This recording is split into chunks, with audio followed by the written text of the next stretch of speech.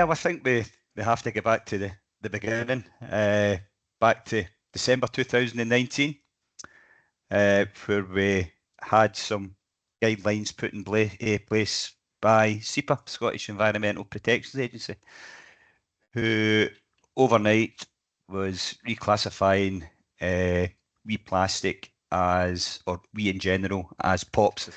So that was a big turning point in terms of, you know, us as a business, you know, the challenges that we're going to face moving forward.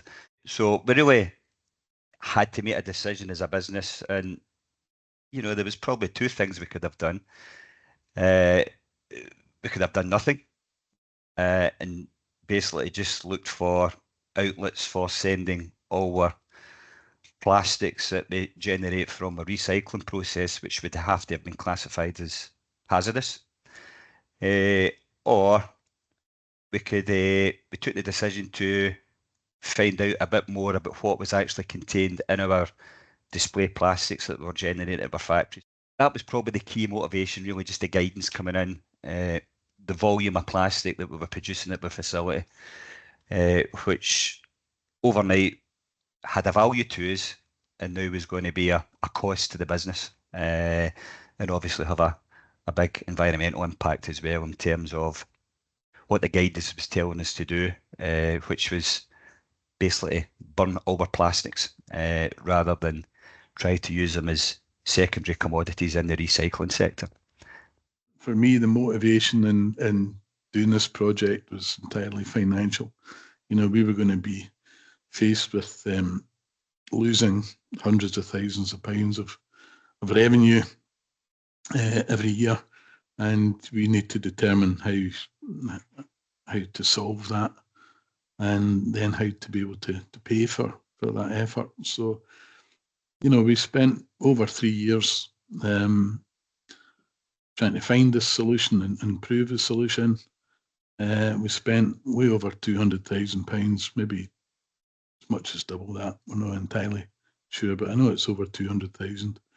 But within the last 2 years now, where this process has been in place, we've been able to recover all that cost and investment that we put in. So the process definitely pays for itself.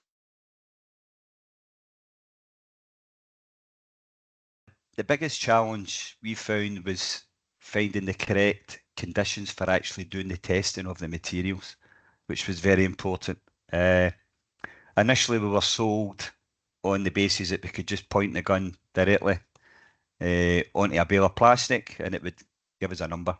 And obviously, we were looking for bromine analysis within the plastics, you know, in relation to the guidance. But after about 8 or 9 months, we found that was inaccurate.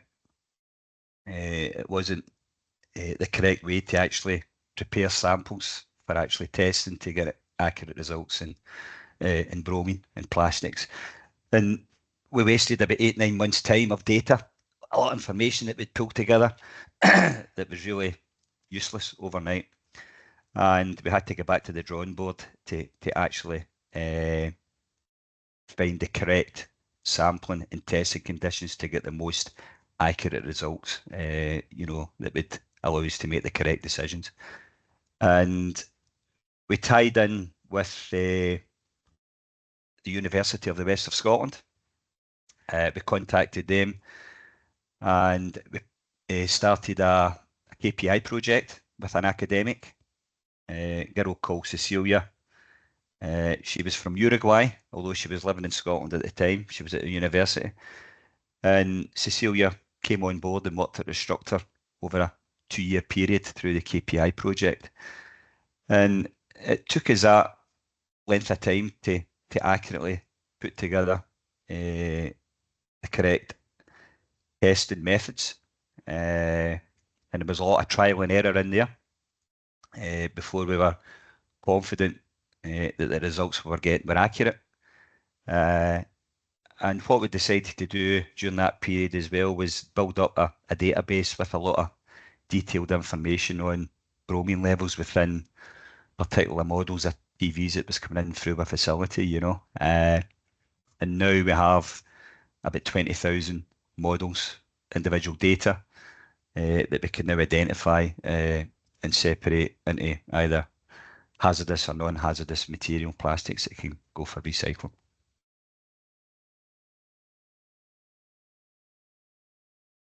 We were, before we had the technology to actually do the testing, all our plastics had to go for incineration. So that was anything between 30 and 40 tonnes of plastic per month. So it could be creeping up towards maybe 500 tonnes per year, which would have to go and be burnt and incinerated. Now we can divert 75% of that volume, which goes back into the recycling chain. So you can see the huge benefit it's there, both commercially and obviously for the environment, that, you know, we can divert that volume of material back into the recycling sector, you know.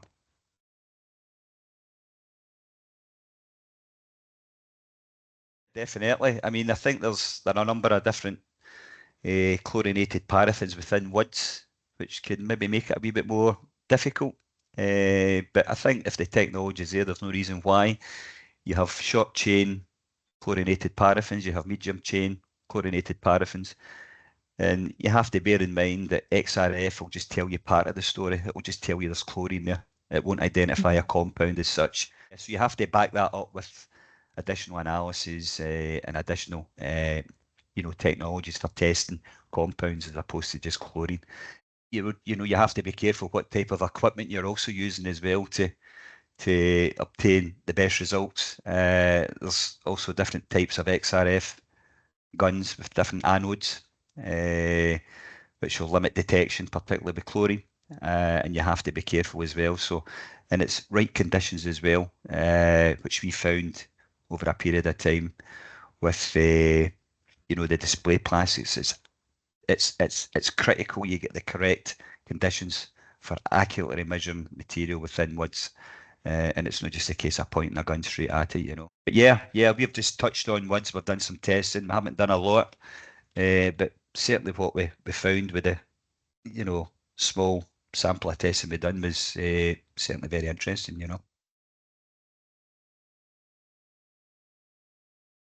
We'd like to see more people using other solutions. It's very easy, I think, sometimes when you get faced with a problem like we are now with woods, the environment agencies have an answer, a solution. Let's set fire to it all. Then, because that solution is there, it's the path of least resistance, and people will follow it because there's nothing else to do. You're going to have to accept the costs involved and the hassle involved as well of collecting these materials separately and having to get them all treated. But I would strongly suggest getting a group of people together from the industry that are really at the cold face of the problem, who understand, look, this is costing us money to be able to do all this, and there must be a better way, and really have a good discussion and a look at what other solutions are there. There will be answers to these problems, to all of them. At the moment, I'm not sure what the charges are for incineration of woods. I believe it's somewhere between maybe 120 to 160 pounds a tonne. And it's actually not destroying all the pops. So you're paying all that money to get the pops destroyed, but it's not getting destroyed. Why should you be paying all that money? Would be my answer. I'm sure with a bit of effort we could, and a bit of working together, with people that have experience in being able to test properly for it.